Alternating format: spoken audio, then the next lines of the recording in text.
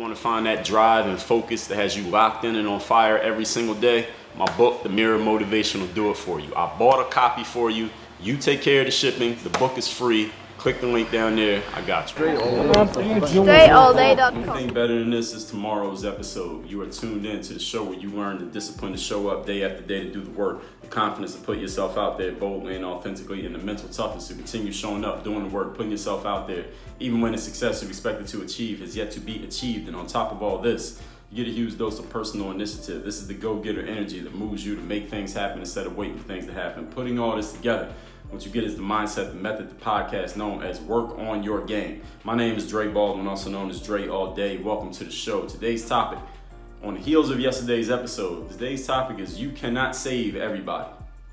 So this is a companion to episode, I already mentioned episode 1245 in yesterday's show. And then yesterday we talked about the 51-49 rule, that other people must always be the majority stakeholders in their business. Of their goal is their business. You cannot save everybody. Not everyone is going to appreciate the 51-49 rule. Not everyone's going to appreciate the fact that you're going to test them to find out how serious they are about their goals. Not everyone's going to appreciate the fact that you are not always going to come help them up when they fall down. Not everyone's going to appreciate the fact that you're going to take the training wheels off of their bike and force them to learn how to balance on that bike and fall all over the place, busting their ass and scraping up their knees and elbows in the process. Not everyone's going to appreciate it. And when people don't appreciate the fact that this is the way that you're training them, the way that you're teaching them, the way that you are effectively helping them, because they may see it as you doing everything but helping them, when they don't appreciate it, this is what you need to remember. You can't save everybody. It is not your job to save everybody. You are not Jesus or Jehovah or Allah. It's not your job to save everybody, okay? Today's episode is about your desires to help people. I know there are a lot of people listening to this who like to help people, and all of us, in order to reach success, we got to help people in some way. Whether you are aiming to do it or you do it indirectly, you got to help somebody in order to reach success for yourself. Okay? Your desire is to help people who have seen the light, but they just don't want to turn their faces to that light. Understand that those people can do things to improve. They know they can do things to improve because they saw the light. They see it. They see you. They know that you can help them improve. They know that you know what to do. They just don't want to do the work. Okay? Sometimes you're going to run into people who just don't want to do the work. They don't want to turn their faces to the sun. They don't want to change who they've been. They don't want to do extra. They don't want to do less. They don't want to make any adjustments. Now I want you to understand something. If you are working to save, and they just don't want to do it, okay? I want you to understand something. If you're working to save someone who is truly helpless, they actually don't have the same opportunities that other people have, I understand that. There are some people out there, I think we all must acknowledge, there are some people out there who just don't have the same opportunity that all of us have. But that's not what today is about. This episode is not about those people. If you're listening to this right now, here's some things that I know for sure. You are familiar with technology. You have access to the internet. You have a data plan or access to Wi-Fi. So on those pieces alone, you have much more opportunity than 99% of the world. Did you know that? The world is a whole lot bigger than your neighborhood or your city or your Instagram followers. 99% of people in the world don't have the three things that I just told you, but you have them. So since you're listening to this, I'm talking about you and the people who you might be trying to save, who you associate with, who probably also have those three things that are accurate about them. They understand technology, they have access to some type of data plan or Wi-Fi, and you got probably some kind of device. So you got a computer or a phone or a tablet, probably all three. Some of you got all of them, right? Some of you got more than one of all of those. So you don't have that excuse. So let's get into the points here today. And the people who you might be trying to save, they probably don't have that excuse either, okay? Point number one, today's topic once again is you can't save everybody. A rescue helicopter. I don't remember who it was that, I can't even remember who it was that told this story. But they were saying this anecdote that any of you ever seen the stories, or maybe you see it on the news or something, maybe you've been involved in it, when some people get lost at sea or their boat capsizes or something happens when they're out on the water and they're in the water, maybe they got life vests on and maybe they know how to tread water, but they're not gonna be able to swim back to the shore, wherever the shore is, and a rescue helicopter comes to save those people. And you've probably seen this on TV, on the news, or maybe in a movie or something. Some people are stranded at sea and a rescue helicopter comes to get them, they're all in the water. But what happens, this is the question, what happens when that rescue helicopter can only hold so many people, but there are more people that need to be saved than the helicopter can actually hold? If they add one more person, let's say there are 10 people out there, the helicopter can only hold 6 people. How do the rescue workers who are on the helicopter decide which 6 people to save first? Because while they can grab 6, go drop them off and come back and grab the other 4, listen, those other 4 might not make it. Now they might get eaten by a shark or a whale, or they might drown. They might not be able to swim. They might die from hypothermia. Who knows what their situation is? By the time they drop the 6 off and come back for the 4, those 4 might not make it. So how do they decide which of these 10 people, we can only save 6, how do they decide which one to save? That's a hell of a question, but I know the answer. You know how they decide who to save? The rescue workers say that the people that they save are the ones who are swimming towards the ladder. So when they drop that ladder out of the helicopter and everybody who's out there in the water can see the ladder, the people that they save are the ones who are making an effort to come towards that ladder. Those who are not making the effort because who knows, maybe they're tired, maybe they have taken in water in their lungs, maybe they can't swim, maybe they're cold, maybe a shark bit off half their leg and they can't really move. If they're not making a move to get to the ladder, they gotta let them go. They might come back and be able to get you. You might not make it by the time they come back, but that's how they decide who to save. And that's a true story. That's not a story, that's true information. That's how they decide who to save. So any of you ever is lost at sea and you in that life vest and you see that helicopter coming, swim your ass to the ladder or they might just leave your ass out there. The rest, they get left behind. Now you might think that's harsh, but that's life. It is survival. They say it's survival of the fittest, right? I'm gonna say, based on this information, it's survival of the most determined. The most determined are the ones who succeed in life. Not the most talented, not the ones who have the most resources, not the people who are the smartest or have the most information. It's those who are most determined to succeed. Because when you are determined, you can get information. When you're determined, you can become intelligent. When you're determined, you can cure ignorance. When you're determined, you can replace resources with resourcefulness. And when you're determined, you can go and acquire resources that you don't have right now. Determination solves all of those problems. Intelligence and resources can't solve a lack of determination. Can I get an amen? Some of you know some people who are very intelligent, have a whole lot of resources, maybe even very talented, but they have no determination, they have no want to, they have no will, they have no desire. But even though they have all these tools, they're not doing anything with it. I'm sure you do. Maybe you've been accused of being that person yourself. Life is survival of the most determined, because determination can solve, again, all of those problems. And helplessness, ladies and gentlemen, has limits. There's only so far helplessness can take you in life. Right? You can be helpless and you're gonna come across some people who are willing to help you because they wanna help people. They wanna see you succeed. Maybe they truly believe that you don't have the same opportunity as everyone else and they will do things to help you out. But there's a limit to how much a helpless person will be helped before the world starts looking at that, quote, helpless, close quote, individual and saying, okay, when are you gonna get up off your ass and do something for yourself? Eventually the world's gonna say that to you when you're helpless. Don't test the world to find out how far the limit of that helplessness is, because it might come before you expect it, and they might leave you in the water. And if you can't swim, then it might be a wrap. Point number 2. Today's topic is you cannot save everybody, just like the helicopter can't save everybody. Understand this. Mentors out there, coaches, people who want to help people, podcast hosts, YouTubers, authors, any of you out there who is looking for people that you can help, and that's your way of contributing to this world. That's your way of being a prospering member of societies to help other people. I want you to understand something. I want you to drill this into your head if it's not already drilled into your head. Some people just don't want to be saved.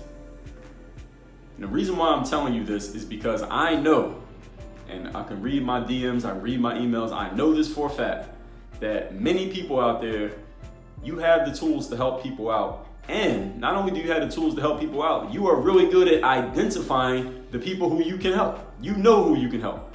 You know people who, if they would listen to this show every day the way that you listen to it every day, their life would get better. They would be better at their sport. They would do better in their business. They would just be better in life in general if they would just listen to what I'm giving you every single day. You're listening to it.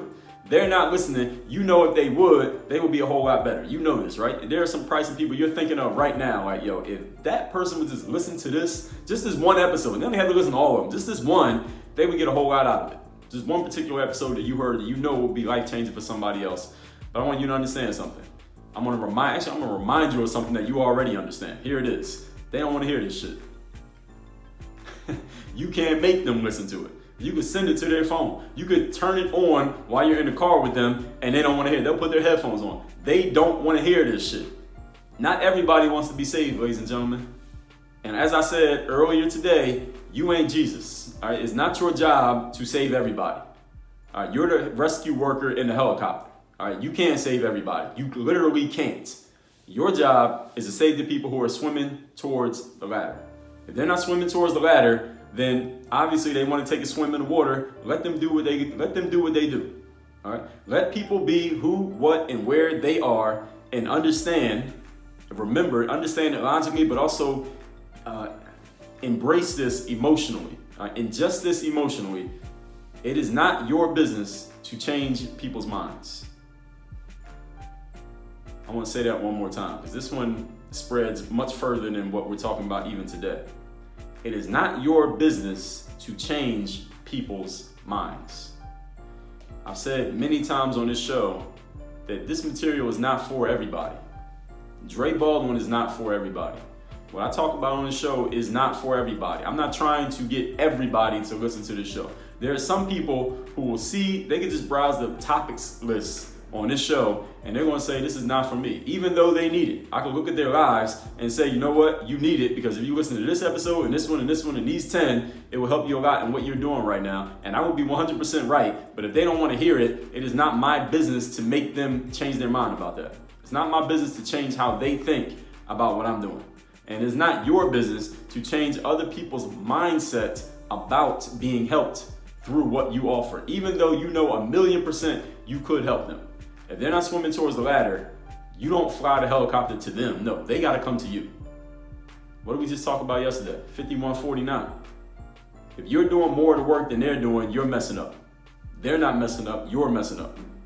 Because you chose incorrectly. You chose unwisely. Why are you helping a person who doesn't want to be helped? Why? Why are you doing that? Why are you wasting your resources on a person who does not appreciate your resources? What are you doing? Helplessness has its limits, ladies and gentlemen, and everybody don't want to be saved. 51-49. Remember that ratio. Keep it in your mind. Tape it to your screen. Do whatever you gotta do to remember. There was a guy I mentioned maybe about a month or two ago. He emailed me, and he is an adult, I guess. And he said he has a kid brother who was playing on a basketball team, maybe 8 or 9 years old. And he told me the story about the kid, that the kid wants to play ball and he's a good kid, and the adult goes to the basketball practices with his kid brother and watches him from the bleachers. He sits in the bleachers, watches his kid at basketball practice. And the problem that the guy has, that he's telling me about, he's like, Dre, my kid brother's teammates don't pass him the ball.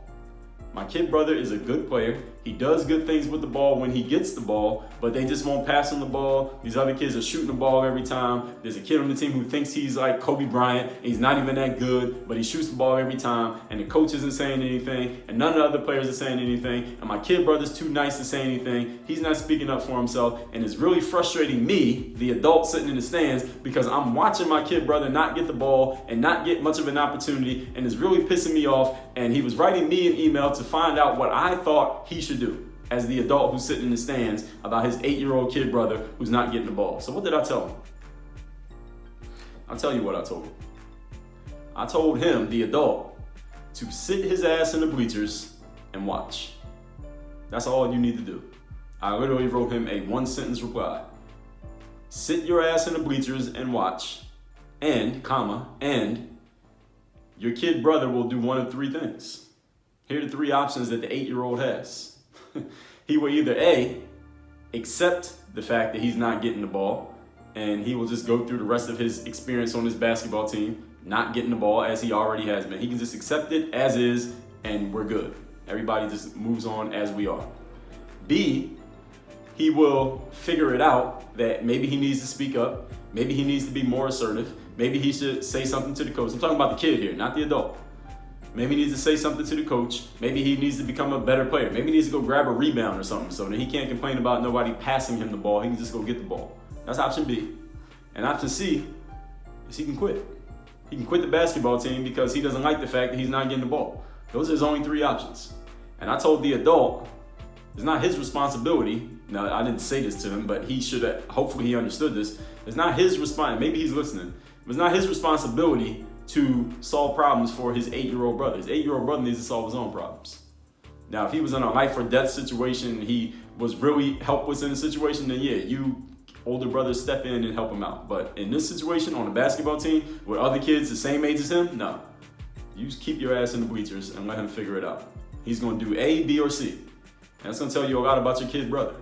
Actually, that's really what he should be interested in. I know it may not be as easy for him to do that as it is for me because I'm not emotionally attached to the kid brother or the situation, but that's what he needs to do. And hopefully he followed my advice. I haven't heard from him since, so who knows what happened. Maybe he didn't follow it at all. But my advice to him was don't try to save the guy. Just sit there and watch and see if he wants to be saved because he knows what he would need to do to get saved. He's 8 years old, so if the other kids know something, he can figure it out too. All right, your kid brother's not slow. He can figure it out. He's gonna do A, B, or C. I wonder what happened. Maybe if that guy's listening, he'll write me again. Point number 3. Today's topic is you cannot save everybody. You don't want to save everybody. So the topic is you can't save everybody. I want to tell you now, you shouldn't feel sorry about this. You shouldn't be disappointed in the fact that today's topic is today's topic because you don't want to save everybody. This is not what you want. No, you don't want that job, okay? You don't want the Jesus role. And I'm going to tell you why. Because all things being equal in life, many of the people that you save, if you just go out and try to save everybody, or you want to be Jesus, you try to save everybody, all right, the people who you save, a whole lot of them will be even weaker and even more entitled in life because of the fact that you saved them. Isn't that something? And we talked about this in yesterday's episode. When you help people out who should be helping themselves, when you do something for somebody that they should be doing for themselves, what happens is often they get conditioned to never figure out how to do it for themselves. And they never get strong enough to figure it out on their own. So then the next time they have that same problem, you know what they do? Instead of trying to figure it out on their own, the first thing they do is look at you. Like, hey, help me out again. You helped me last time, help me out again. Why won't you help me this time? You helped me before. What's wrong now? You can't help me no more? You too good for me? This is what you did. You caused this by helping them the first time. By not letting them figure it out on their own, you made them weaker. And you made them more entitled because now they're expecting you to help them. And now when they move on in life, when you're not around anymore, the next time they run into trouble, like this guy with the kid brother, his brother's 8 years old, nobody's passing the ball. So let's say the older brother, he jumped in and he went and cussed out the coach and he gathered up the team and told the other kids to pass his brother the ball. Maybe he jumped in and helped his kid brother out. And his kid brother started getting the ball more often, scoring 20 points a game. And the older brother probably thinks he did something great because look how great things turned out, Dre. Fuck your feedback, Dre. Look, I did it my way and it worked, right? So he thought that he did something great. But here's the problem. 5 years from now, that 8-year-old kid is going to be 13.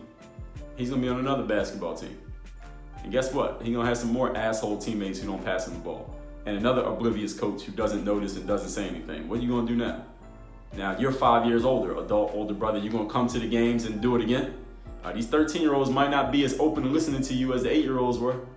All right, it's a different generation. They might not be so willing to hear you, and that coach might not be so willing to listen to you either. He might tell you to go sit your ass in the bleachers like I told you. It might not work when he's 13. 5 years from then, your 8-year-old, then 13-year-old brother's gonna be 18 years old. He's playing in high school. Maybe he's a freshman in college. Nobody's passing him the ball again. Now, mind you, if you helped him out the first time, and you helped him out again the second time, now the third time when nobody's passing him the ball, his freshman year in college, he's looking at you in the stands. You're at what do they call that place? You're at Cameron Indoor Stadium. He's playing for Duke. Nobody's passing him the ball. What you gonna do? You gonna jump on the court and start cussing out Coach K because nobody's passing your brother the ball? Are they gonna haul you out of the stadium? You're gonna be on ESPN the next day. How far does it go? Every time you help a person who needs to figure things out on their own, you are entitling them to expect help from you or someone else, and at some point that help's not going to come, and they will be unequipped to help themselves, ill-equipped to help themselves, unprepared to help themselves, unable to help themselves, resourceless, yeah. They won't have any resources to help themselves. Why? Because you didn't allow them to develop their own resources. You didn't force them to develop their own resources because you kept jumping in to help. You don't want to save everybody. And you don't want to save anybody all the time because all it does is weaken them. They never develop their own muscle if you're lifting the weights for them. People come to expect it when you help them out. There are a large percentage of people out here who just don't want to do the work. I told y'all that if I just stop calling this podcast work on your game, if I just change that word work to something else, it would be a whole bunch of other people would start listening to the show simply because I dropped the work out of it. Not everybody wants to do the work, ladies and gentlemen. Even mental work, what seems, quote, easier than physical work, it just seems it, right? Because you're just thinking. Right?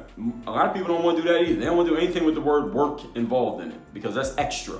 Now, listen to a podcast is extra. You don't have to listen to a podcast. Now, you need food, clothing, shelter. All right, nothing in there that says podcast. All right, this is extra. Listen to a podcast and actually doing something with it, that's extra. Most people don't want to do that. Most people just want to do the bare minimum. As long as they got food, clothing, shelter, they're good. This ain't for everybody. Have I made that clear? When you go and save everybody, they start expecting it because they don't want to do the work, but you just did it for them. Now they're going to be in a position that they did not earn, that they are not equipped to stay in, and they're going to be asked to do work that they're incapable of doing because you did it for them. And now what? Now they're in a worse position. Now the fall from level 8 to level 0 back where they belong is a lot further than the fall from level 2 to level 0. They should have been at level 2. If you fall from level 2 to level 0, that ain't that far. But you fall from level 8, where you didn't belong in the first place, to level 0, that's a hard-ass fall. And the only reason they're at level 8 because you helped them get there. Because you didn't let them fail at level 2, they would have just stayed at level 2, where they belong, amongst their peers. But you helped them get to somewhere they didn't belong because you kept helping people out. You don't want to save everybody. If somebody's not helping themselves to begin with, don't jump in and start helping them. Because they're not going to just start after they get to a level that they don't belong at. You put somebody somewhere where they don't belong, they're not going to all of a sudden wake up and start doing the right thing. Most of the time that doesn't happen. Now, while there may be a few exceptions, the reason why we have exceptions is because we have rules. All right, the exception is the 1%, the rule is the 99%.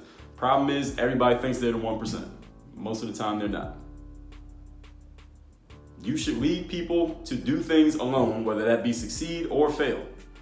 Because then they're going to start expecting you to do things with them and or for them when they weren't prepared for it. It's crazy, but it's your fault. If you help somebody who doesn't deserve to be helped, if you're offering more than 51% of the help, more than 49% of the help rather, to a person who should be owning it, you are the reason why they're going to fail. Now, you might think in the short term that you're helping them out. Again, you help your 8-year-old kid brother out, all of a sudden he starts getting the ball. So you think you did a good thing, but then he's going to go into the 9-year-old team. Then what? You're going to come to every practice then? What about the 13-year-old team? You going to come to all those practices? What about in high school? Now you're married, you got 3 kids, but he has practice. You going to come to every practice to make sure that, and police things and make sure your brother's getting the ball? Eventually, you're not going to be around and he's going to need to figure things out on his own, but he was never taught to figure things out on his own, so he's going to be looking into the bleachers. There's going to be nobody there. Somebody's going to pass him the ball, is going to hit him upside his head, and the coach is going to take him out of the game for not paying attention. Now his career's over. Congratulations. And it's your fault because you started this shit. So blame yourself. Let's recap today's topic, which is you can't save everybody. This is about your desire. Those of you you want to help people. This is about your desire to help people, and you know that they have seen the light, but they don't want to turn their faces to the light. So you think you should just force them to turn their neck and see the light. Understand that people who know the light is there, but they don't want to turn to it, there's a reason why they're not turning to that light. Leave them where they are and do not waste your resources on these individuals. Point number 1. when a rescue helicopter goes to save some people out at sea, and there are more people than the helicopter can hold, they choose to save the people who are swimming to the ladder. The people who don't swim to the ladder, they leave them there and they might drown. They might not make it by the time the helicopter comes back. Helplessness has its limits, ladies and gentlemen. Life is survival of the most determined, not the survival of the people with the resources or the survival of the talented or the survival of the intelligent. It's survival of the most determined, because when you're determined, you can get resources, you can cure ignorance, you can acquire knowledge. You can't acquire determination with any of those other things. Point number 2, some people just don't want to be saved. They want to be who they are, what they are, and where they are, and it is not your business to change their minds. Let them be. This is the 51-49 rule. As I told you the story, the guy asked me about his kid brother who's not getting the ball that much in the games. Let him not get the ball and let him figure it out. You're going to find out a little bit about your kid brother's character. Is he going to just accept it and just keep playing? Is he going to figure it out and fight against it? Or is he going to quit? He's going to do one of the 3. Point number 3. You don't want to save everybody, because all things being equal, many of the people who you save are just going to be weaker and even more entitled because of what you did for them the first time, because they were never going to do the work on their own. So you're helping them get to a point that they never earned, a point they never deserved to be at. Now they're going to be expecting someone to help them out, and it's not going to happen. Now the fall for them is going to be much harder and further because of you, because you got in the way. You interrupted the natural cycle of things. So they're not going to start just now after you help them to start to help themselves, when you should have left them alone in the first place, because they came to expect it. It's crazy, but it's your fault. You started this shit. Blame yourself. Now in the gang group, I got a course called Toughen Up. This is all about mental toughness. It's all about fighting against the weakness that we have in our own minds, the weakness that other people may try to instill in us, and about the way that other people may try to impose their will against you in a way that you consider to be unfair or unjust or working against your interests. Because in life, sometimes people have clashing interests, and sometimes everybody's not always going to get along, okay? I'm sorry, Rodney King, we cannot all just get along. That's not the way that it works. In that course, you will learn the essence of mental toughness, the way to apply it, first of all, to yourself, and the way to use it with the outside world, because I guarantee you will need it as you go about your journeys. And you're a type of person who helps yourself. There are times you're going to try to help yourself and the world doesn't seem to be in agreement with you, and or other people are not in agreement with you, but you still need to get from point A to point B. And that Toughen Up course, you're going to learn exactly how that works from the inside out. That course, again, is exclusive to gang group members. You cannot buy that course. You cannot access that course anywhere but within the gang group. And if you go to workonmygame.com/gang group, you get a free 2-week trial to the gang group membership. Work on your game. Dre all day.